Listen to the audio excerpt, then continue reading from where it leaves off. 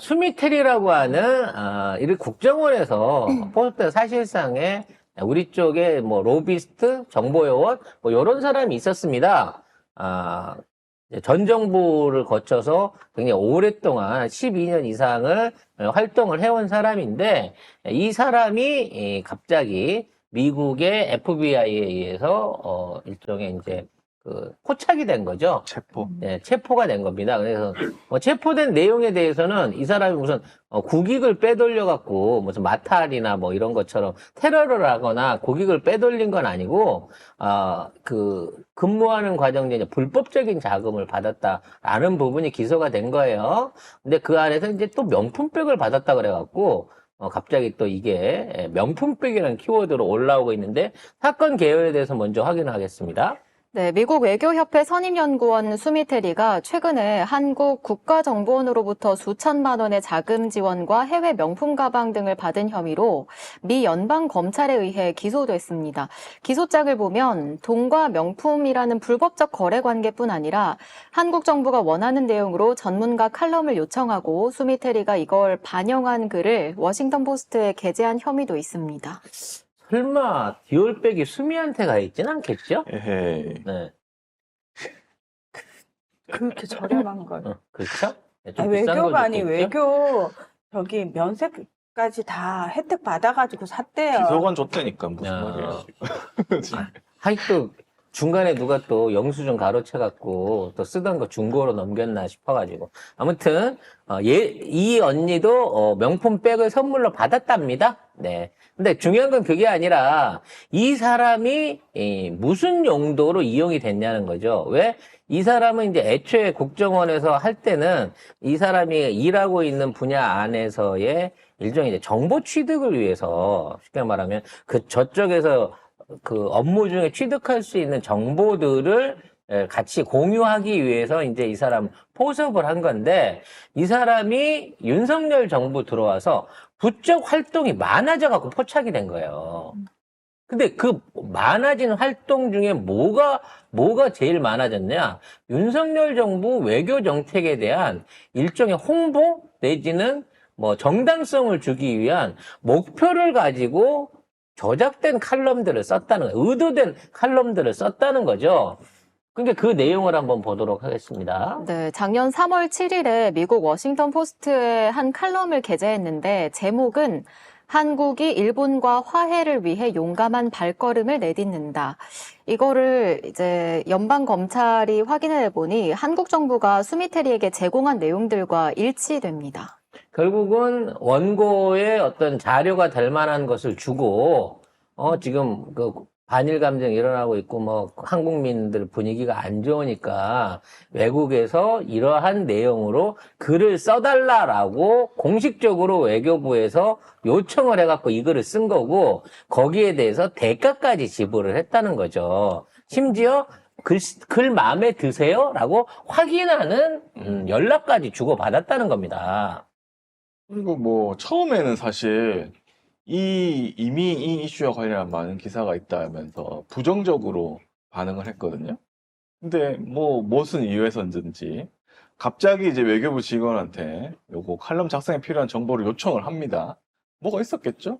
그리고 그 다음날 한국이 일본과 화해를 위해 용감한 발걸음을 내딛는다. 이렇게 해가지고 그래서 생각지도 않게 저희가 수고료에다 백 하나 얹어드리겠습니다. 요렇게 나오니까 무슨 백인데요? 라고 확인을 한 다음에 바로 태도를 바꿔갖고 이렇게 글을 써서 올려줬다는 또 거죠. 엄청 칭찬을 하고 나니까 이 칼럼 딱 게재가 되고 뭐 윤석열 잘했다는 식이 한일 관계 잘했다 이런 식으로 막 이렇게 썼어요. 그러니까 한국 외교부 공무원한테 마음에 들었으면 좋겠다라고 문자를 보냈고 이 공무원으로부터는 감사의 피드백을 받는데 난 피드백이 새로운 명품백 하나 더 준다는 얘기죠.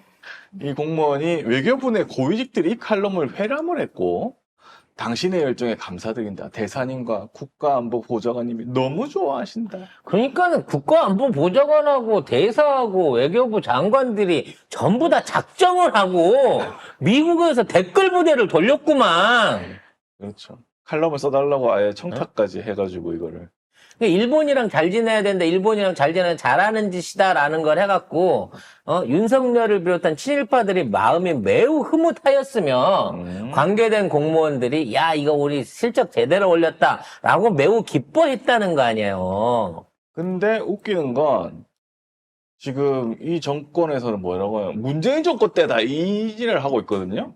그 관련해가지고 박선원 그 의원이 얘기를 한 게 있는데 요거 한번 볼게요. 네, 어제 기자회견을 열었는데요. 지난 10년간 수미테리를 감시하던 FBI가 하필 대통령실 감청 의혹이 불거진 직후 본격적으로 조사를 시작한 이유가 뭐겠냐면서 한미 간 외교적으로 해결할 수 있었던 문제를 지난 1년간 방치한 책임은 윤석열 정부에 있다고 주장했습니다.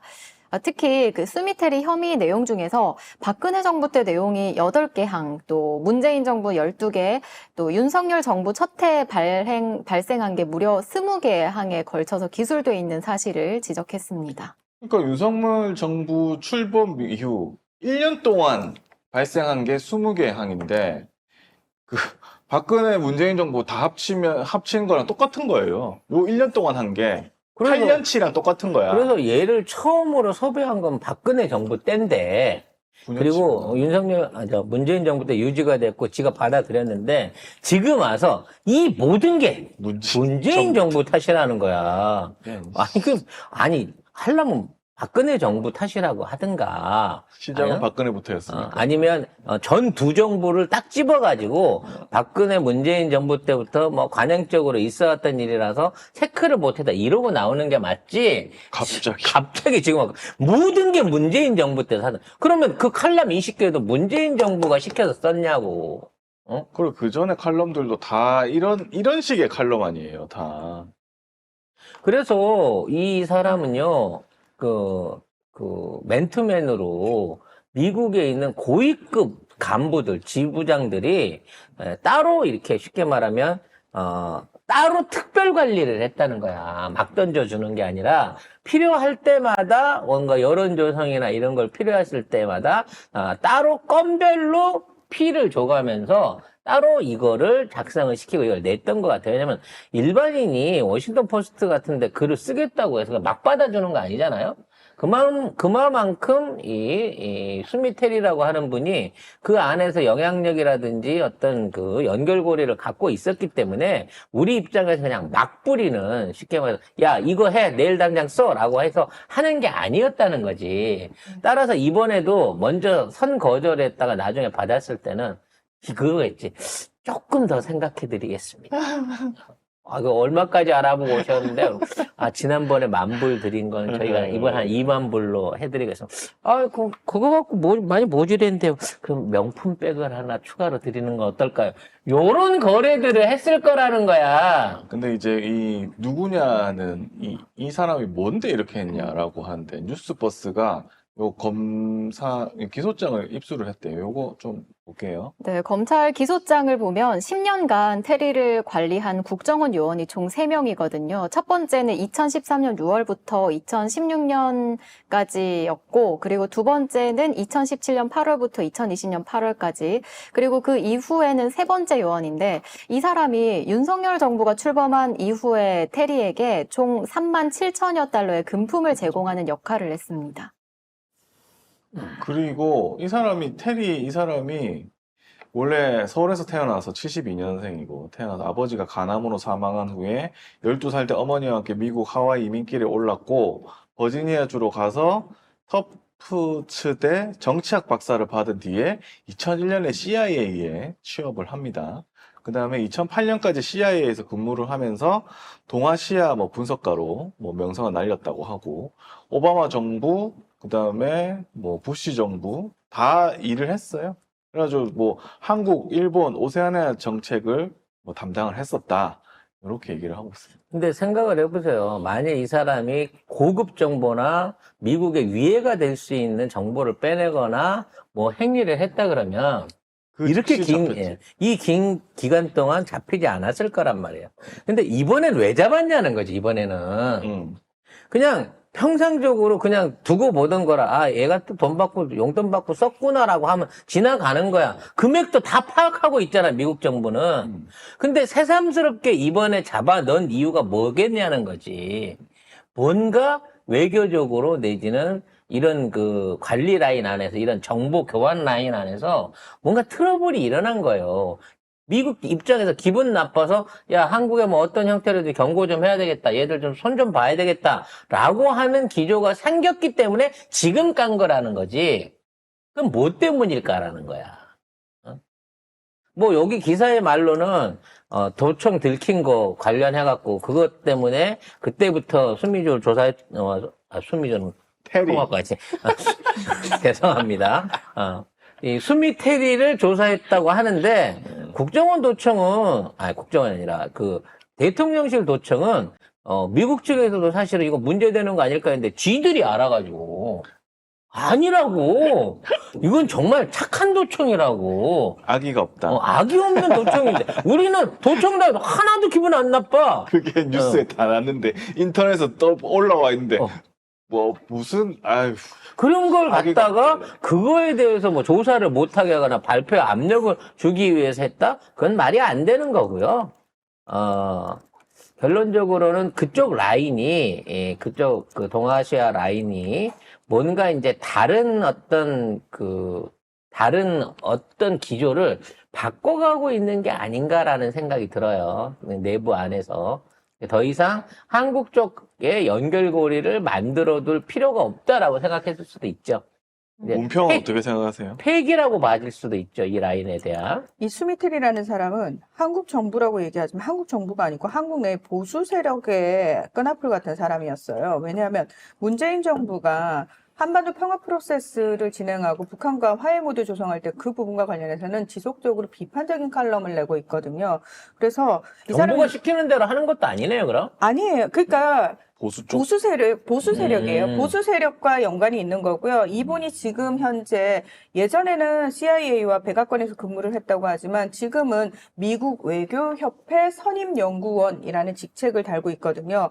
미국 외교협회라는 곳에 집중을 좀 하실 필요가 있는데 여기는 미국의 1921년에 만들어진 민간 싱크탱크라고 얘기를 하는데 회원만 5,000명이 넘습니다. 그리고 여기 회장을 거쳐갔던 분들이 전직 클린턴 뭐 대통령부터 시작해가지고 부시까지 그리고 폭스뉴스를 운영하고 있는 루퍼트 모독도 여기 회원이었고 그 아들이 최근에 거기 회원으로 들어갔다라고 얘기를 하죠. 여기서 볼 수 있듯이 민주당과 공화당을 막론하고 초당적으로 미국의 외교 정책은 우리가 결정한다. 그리고 세계는 미국이 지배한다라는 모토 하에 모든 외교 정책을 다 가지고 가는 거고요. 마지막 그 북미 정상회담, 2차 북미 정상회담 때 굉장히 분위기 좋았는데 막판에 등장해가지고 그 회담을 무의로 돌려버린 존 볼튼. 그 사람도 사실은 미국 외교협회 쪽 사람이었다라는 얘기가 있어요. 트럼프가 1기 때는 본인이 정치 아웃사이더이기 때문에 어떤 상황인지 몰라가지고 자기와 성향이 비슷하다 싶으면은 다 이제 기용을 했었단 말이죠. 근데 해보니까 나중에 트럼프 임기 끝나고 나서 트럼프의 뒤통수를 친 사람들이 되게 많았어요. 본인이랑 같이 일을 했는데도 회그룹 같은 걸 통해 가지고 그러면서 미국 외교협회가 처음으로 좌절을 겪었던 미국 외교협회의 말빨이 잘 안 먹혔던 사람이 트럼프라고 얘기를 하거든요. 그래서 저는 지금 이 시점에서 미국 외교협회 선임연구원이 걸렸단 말이에요. 이건 무슨 의미다? 한국, 북한 관련해 가지고 한반도 관련해서는 이제 트럼프가 복귀할 것에 대한 전초전이라는 거예요. 그렇습니다. 달라진다는 거예요. 대북 강경이 이제 없어지고 다시 트럼프로 돌아간다는 거고 트럼프가 지금 굉장히 벼르고 있는 게 뭐냐면 1기 때 자기가 실수했던 부분들을 다시 복귀하면서 2기 때는 그 실수를 하지 않기 위해서 엄청나게 준비를 많이 하고 있는데 그 첫 번째가 저는 인재 기용에 있어서 철저하게 트럼프에게 충성하는 사람들로만 꾸릴 거라는 겁니다. 우리식으로 따지면 수박 같은 애들은 기용을 안 할 가능성이 굉장히 커진다는 거죠. 자, 그러면 외교에 있어서는 더더욱 트럼프의 입김이 커질 수밖에 없고요. 트럼프와 궤를 같이 하는 사람들의 운신의 폭이 커질 수밖에 없는 상황이 지금 벌어지고 있다는 겁니다. 그래서 지금 바이든 몰빵, 민주당 몰빵을 하고 있는 윤석열 정권은 큰일 났다. 또 북한과 관련해가지고는 다시 트럼프가 주도권을 쥐게 되면은 굉장히 상황이 달라질 것이다. 거기에 대한 대비를 해야 된다. 이렇게 말씀을 드릴 수 있습니다. 조금 더 첨언하자면 진짜 바이든이 이 완주를 못하고 후보가 교체될 가능성이 이제 50% 이상으로 올라오고 있습니다. 코로나 그 감염이 돼갖고 고향집으로 돌아갔다고 하는데 그게 꼭 그 이유만은 아닐 것 같아요. 그래서 지금 뭐 해리스가 올라올지 아니면 오바마가 올라올지 아니면 미셸 오바마가 올라올지는 모르겠습니다만 저는 이 바이든이 이번 선거에 나서지 못할 가능성이 꽤 높아지고 있다는 겁니다. 그러면 이런 상황이라고 하면 가갖고 그 롱롱타임 어고로 친해졌다 그래갖고 미국이랑 우리랑 잘 될 거다라고 아무 짓도 안 하고 있는 우리 외교부는 진짜 무능한 거예요. 지금 있는 상황에서 이거를 면밀하게 보면서 어떻게 여기에 대처하고 어디에다 줄을 댈 것인가 정신없이 투자를 해야 되는 상황인 거거든요. 근데 아예 우리 정부는 이런 능력, 첩보 능력부터 외교 로비, 모든 부분 안에서 너무 무능하다는 겁니다. 원래 보수가 이런 거 잘해야 보수인 거거든요. 근데 얘네들은 보수도 아닌 거예요. 그냥 무능한 것들인 거예요.